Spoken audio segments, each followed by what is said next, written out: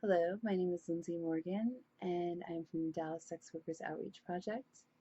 Today, I'm going to be talking to you guys about indoor sex worker safety. Um, I'm going to go over a variety of topics, including personal accountability, screening, weapons, cops, and boyfriends. I want to let you guys know that this is not a foolproof way to avoid bad situations in sex work. I wish I could provide that for you, but I can't. I have found personally these methods most effective at stopping conflicts before they even begin. Okay, let's get started. Professionalism. Now, the most important and effective protection against violence and fraud in sex work is a professional image and attitude. Your pictures and profile online are the first thing clients see about you, and really they're accessible to anyone in the world that has an internet connection. You do not want to present the image of a person that can be easily taken advantage of. Instead, you want to present an image of a person that's serious about their job and has enough confidence to invest resources in themselves. Let your image say that anyone is free to look, but you are out of the league of the average Joe. Part of your image is the way you conduct yourself over the phone. If your personality over the phone matches your personality in your profile, which matches your pictures, then that lends you credibility, and credibility leads to respect from clients. It's also important to be honest in your advertising. You really do not know who you're dealing with, and you don't know how they're going to react to being lied to, so don't lie to them. If you don't wish to show your face in your pictures, do body shots. There's numerous ways to protect your identity while using your actual images. So, another part of professionalism, besides being honest and presenting yourself in a good way, is simply keeping your personal life personal and your business life business. What this means is do not share a whole lot about your personal life with your clients. That is not what they came to do, and sharing too much information will very likely backfire. Of course, we all know that sharing is a part of the job, but don't compromise your image by sharing too much. On the flip side, do not use what your clients share with you against them. If you violate their trust, you're violating not only yourself, but the whole industry. Don't be the reason a good client says, I will never see a sex worker again. Integrity means that you are who you say you are, and you do what you say you're going to do at all times. Either one of those situations, sharing too much or sharing personal information, breeds contempt and anger in your client and takes away the respect that they held for you. And this is a very dangerous situation. So avoid it. Be a good girl. The most effective thing the screening process does to protect your safety is to ensure that people that can't or won't pass through your screening process will not call. This is good enough at weeding out the riffraff, but on the flip side, there are many really good clients that do not have references and are not willing to give up personal information. Not wanting a stranger to have one's personal information is not indicative of character.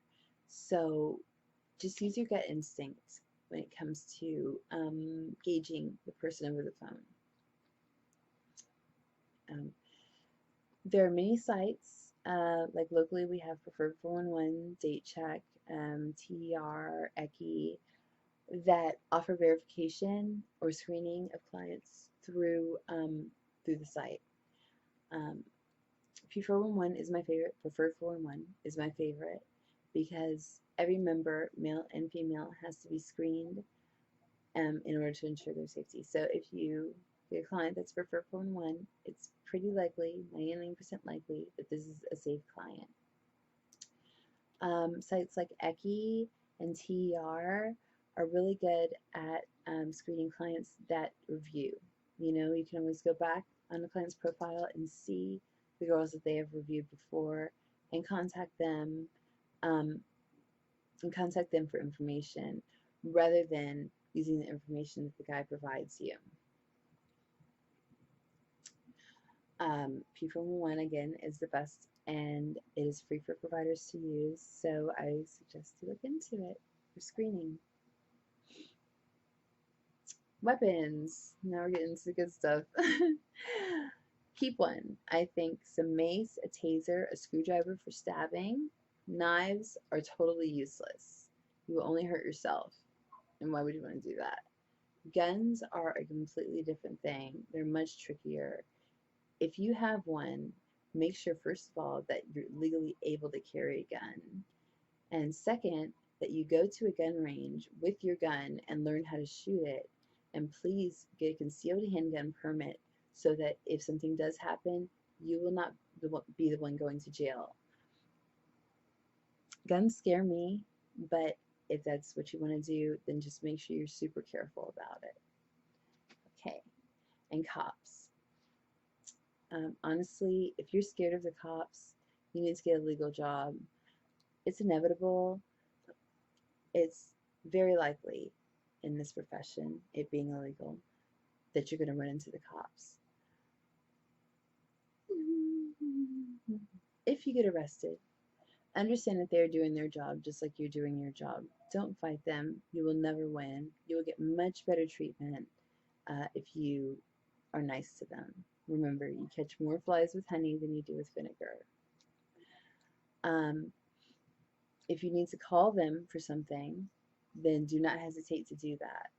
You know, you're a citizen just like everybody else, and you deserve equal rights of protection.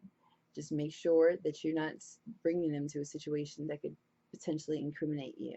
You know, hide your stash, do whatever you got to do. Just don't be dumb, okay? But call the cops if you need them. Boyfriends. This is the easy part, okay? If you want one, get one. It's super easy. Know that you're a sex worker, and all you really need is yourself.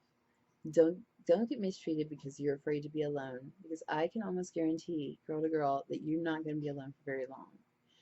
The first dude that scares you, or heaven forbid, hits you, get the hell out of there and don't look back. If you do, then that's on you, really. I don't have anything else to say about that. Just don't be mistreated by your boyfriend if you don't like that kind of thing. Okay, so those are the basics of indoor sex worker safety. You know, just make sure you present a good image, screen your clients, carry a weapon but not a lethal one, call the cops if you need them, and don't get a boyfriend that's gonna put you in more danger than anything else.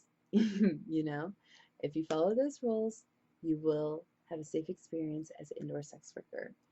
Thank you. SWOP-DALLAS loves you. Bye.